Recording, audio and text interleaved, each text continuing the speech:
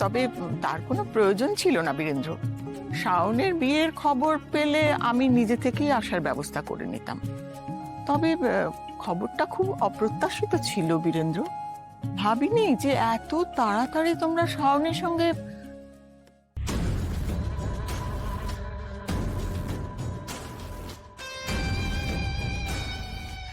দিদুন, আপনি কেমন আছেন? আর আপনি যে এত দূর থেকে বিয়েতে আশীর্বাদ করার জন্য এসেছেন, তাতে আমি সত্যি খুব খুশি হয়েছি।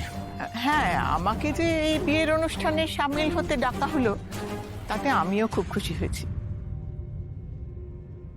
কিন্তু বীরেন্দ্র, যার জন্য এত দূর থেকে ছুটে এলাম, সে কই? শাওন, তাকে ডাকো। হ্যাঁ হ্যাঁ, আমি ডেকে দিচ্ছি এক্ষুনি। দিদুন,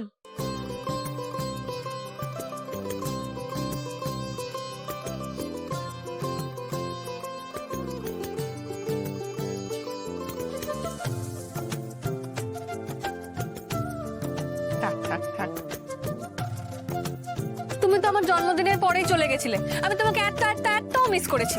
এখন তোমাকে আবার দেখে আমার যে কি আনন্দ হচ্ছে আমি বলে বোঝাতে পারবো না। তোমার বিয়ের খবরটা শুনে আমিও খুব আনন্দ পেয়েছি শাওন। এত বছর ধরে এই মুহূর্তটা দেখার জন্যই তো চাতক পাখির মতো চেয়ে আছি। আর ঈশ্বরের কি অপার করুণা দেখো, তিনি আমাকে তোমার বিয়ের এই দিনটা দেখার সুযোগ করে দিলেন। তার নিজের কাছে টেনে নিলেন না? কি বলছেন কি দিদুন? এখনো তো আপনার অনেক আনন্দ করা বাকি আছে। এই বিয়েতে তো জমিয়ে এনজয় করতে হবে, তাই না? দেখুন, আপনি আসাতে আমাদের বাড়ির পরিবেশটা কত বদলে গিয়েছে। সবকিছুর মধ্যে একটা খুব পজিটিভ।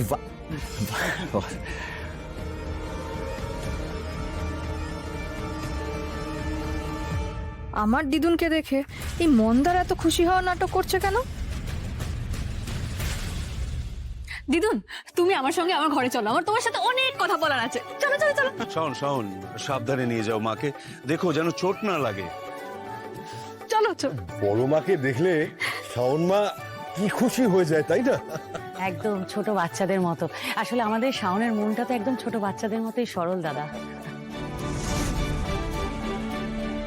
মায়ের কথা মতো এখন শাওন আর ওর দিদুনের উপর ভালো করে নজর রাখতে হবে। দেখতে হবে যেন এমন কিছু বেফাস কথা না বেরোয় যেটাই দাদা আর শাওনের বিয়েতে সমস্যা হতে পারে। হ্যাঁ, নাচ জামাইয়ের কথা তো তুমি শুনবেই। তার আগে দিদুন তোমাকে কিন্তু কিছু খেতে হবে। তুমি এত দূর থেকে এলে, চা, কফি, শরবত কি নিয়ে আসবো বলো তোমার জন্য? হ্যাঁ, আর সঙ্গে বলো তুমি কি খাবে, আমি নিজে হাতে তোমার জন্য কিছু বানাবো। হ্যাঁ দিদুন, আজকে এই দুই নাতনি মিলে তোমার খুব যত্ন করবে।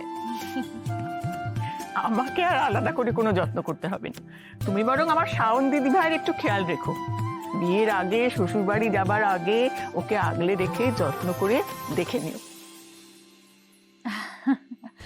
যত্ন তো আমি করবই দিদুন। আমার বোন আমার প্রাণ। বিয়ের আগে আমার বোনের মুখে যাতে সব সময় হাসি লেগে থাকে, সেই দায়িত্ব আমার।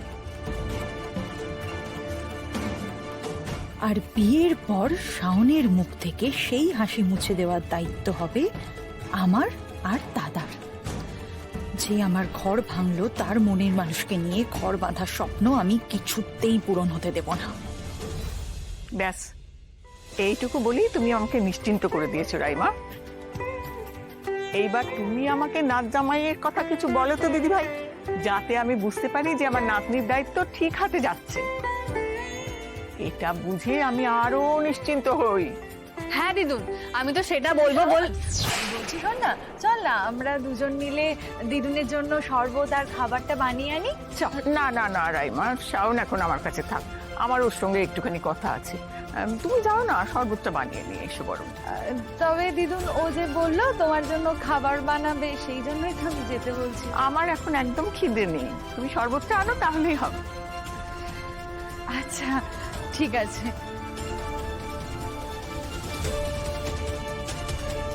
এইবার বলো তো দিদি ভাই, তুমি যাকে মন দিয়ে ফেলেছো সেই ভাগ্যবানটি কে? আমি তো ভেবেছিলাম তোমাকেই প্রথমে ওর নামটা বলবো, কিন্তু পুজোর পর বাবার ওপর অ্যাটাক হওয়াতে আমাদের তাড়াহুড়ো করে রুদ্রপুর থেকে চলে আসতে হলো। আর আমার জন্মদিনের পরের দিনই তো তুমি বেরিয়ে গেলে।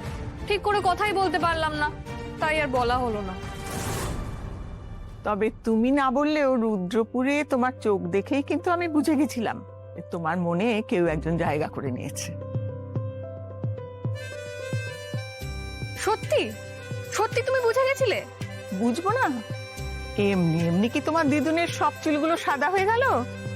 এখন আর মানুষের মনের কথা জানতে তাদের মুখের কথা আর শুনতে হয় না আমার। আসল হলো শ্রীপর্ণার ভালো থাকা।